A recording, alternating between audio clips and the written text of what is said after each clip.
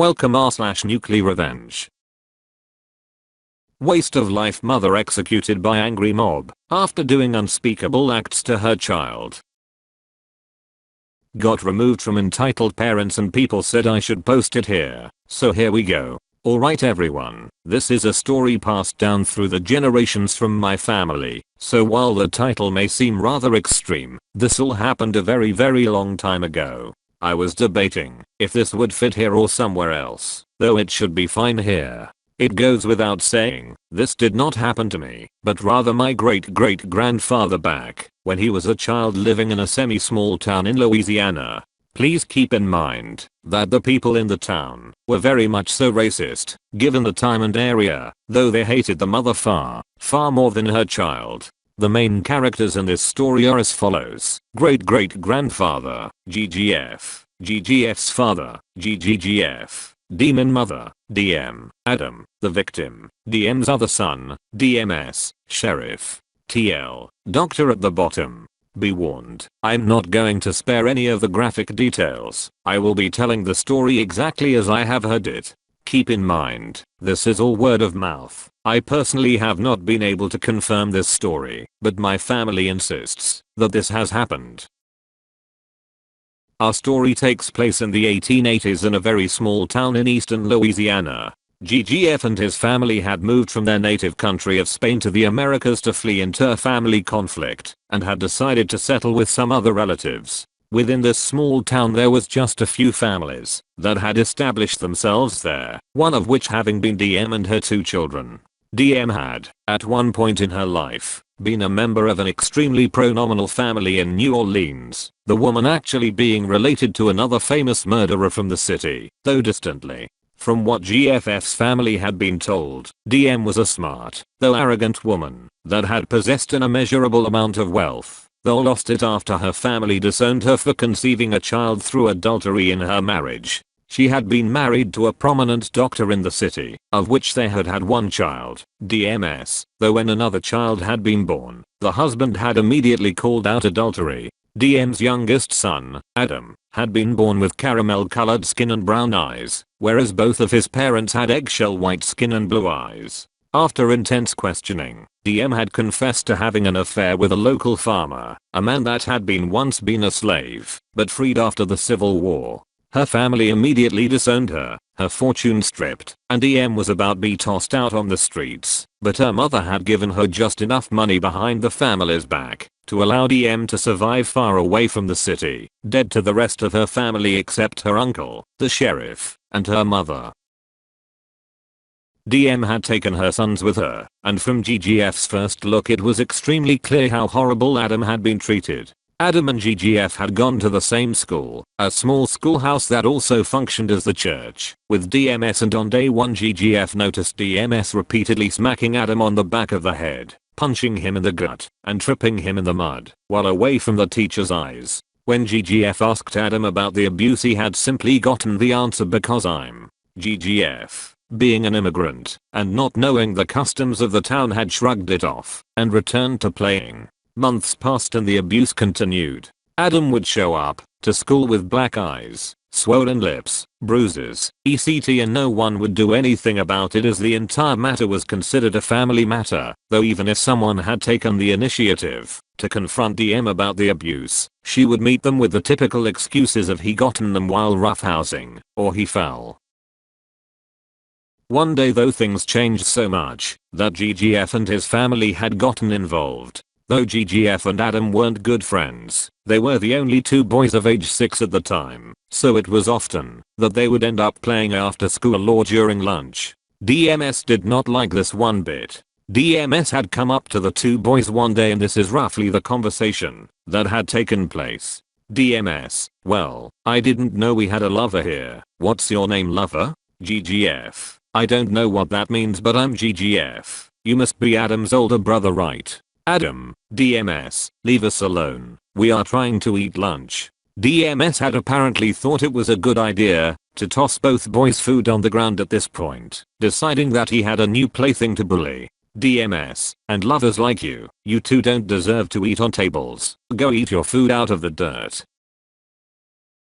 It's important to note that DMS was around 12 at the time, double the age of the boys, so fighting back wasn't an option, and even if it was, it would give Adam hell at home. While GGF started to cry over his food, Adam had already gotten on the floor, attempting to pick up his sandwich before DMS stomped on it, but rather than stomp on the sandwich, DMS had decided that it would be far more brutal to punch Adam in the back of the head while he was on his knees. After punching Adam, DMS punched GGF in the stomach before wandering off. Apparently the fact that DMS punched GGF in the gut was enough to piss off GGF, as the next day GGF paid DM a visit to sort things out. When GGF met DM at her house, this was actually the first time they had seen each other, as DM was essentially an introvert at this point. GGF was met with a tattered, withered mess of a woman. DM had only been around 27 or 28 at this time, but it was extremely easy to pass her off for being in her late 30s. Her hair was a ragged blonde mess, knotted and matted as one would expect.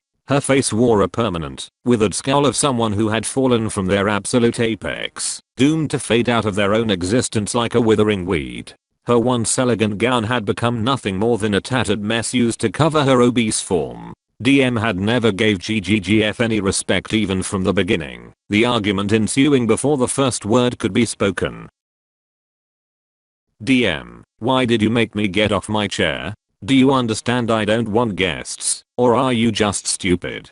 GGF trying to keep his composition. I'm sorry ma'am, but it seems that our boys got into a little scuffle. Your boy, DMS, had punched my son and destroyed his lunch. Do you mind having a word with him? DM, I won't be scolding my son for beating up trash like your brat. Just go fuck off. With that, DM had slammed the door. GGF, feeling that it wasn't worth the effort to keep bothering the stubborn bitch, had decided that the best course of action was simply to teach his son how to fight.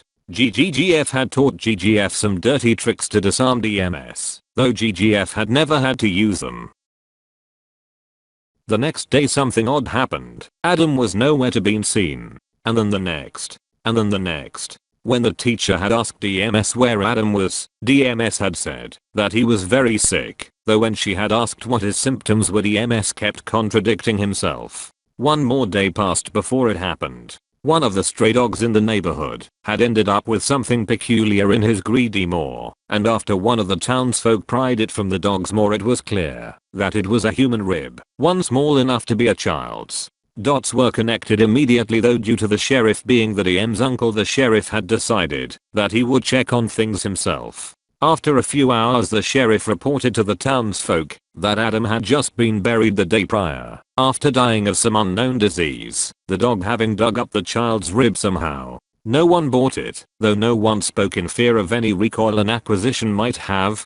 GGF however decided that he was going to take things into his own hands. He and 3 other men in the town had broken into the DM's house that night while her and her son were at the sheriff's office to discuss why she did not report the death right away, and what they found was absolutely terrifying. Warning: if you are easily grossed out, skip ahead. What they found was in fact Adam, though it was Adam in several pieces. In the basement of the house was where he was killed, the boy having been bisected at the waist, flayed, and dismembered beyond the point of recognition, minus his caramel skin which had been sitting on a table in piles. His ribs had been plucked from his body, his organs nowhere to be found, except a clump of entrails scattered across the room. His body had been absolutely defiled, and the assumption of his death was far from pleasant.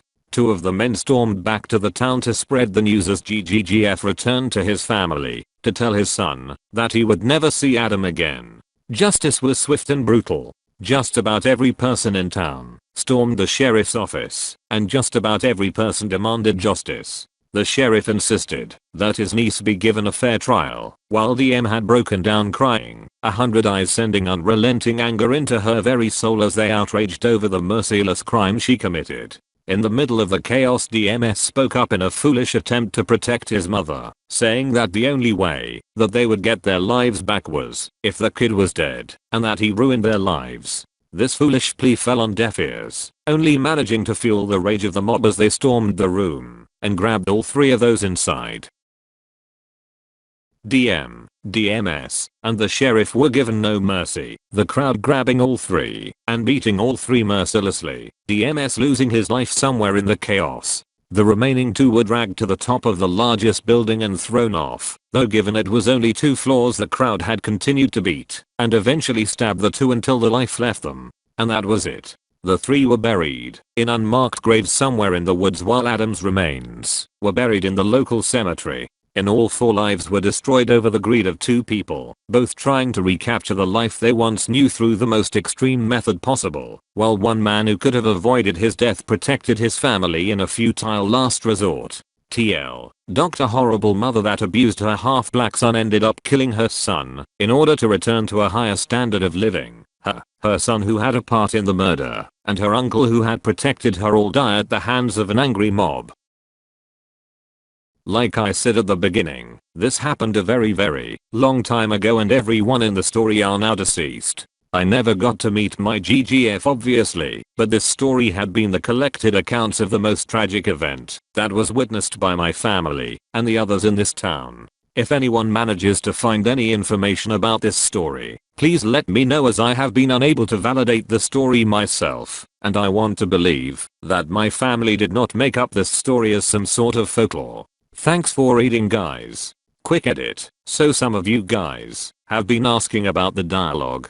The person who had told this to me was my grandfather, and my grandfather, being a very crass man, liked to throw in expletives to make things interesting. That, along with the dialogue being paraphrased from dialogue that happened well over 100 years ago, is bound to create some inconsistencies. My apologies.